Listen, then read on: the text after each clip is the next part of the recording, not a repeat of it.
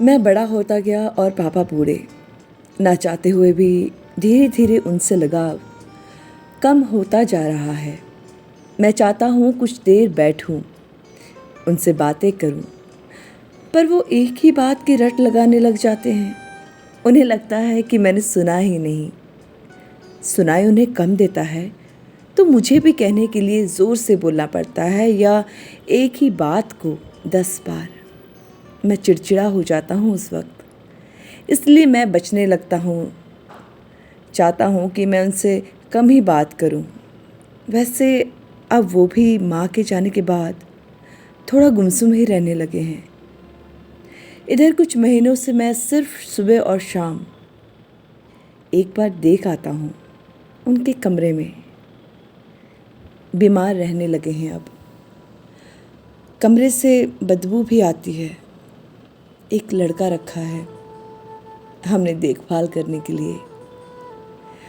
आज लड़का देर से आएगा।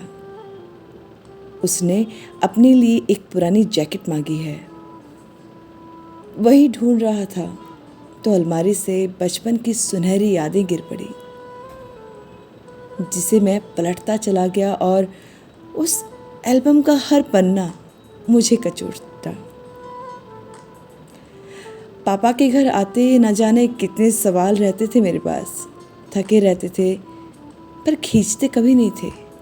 सुनते थे, जवाब देते थे, मेरे साथ खेलते थे, मुझे हंसाते थे। सुपर पापा थे मेरे। न जाने कितनी बार मुझे खुद से नहलाया होगा, मेरी गंदगी साफ की होगी। जब भी मैं बीमार पड़ा तो ये रात भर सो नहीं पाते थे।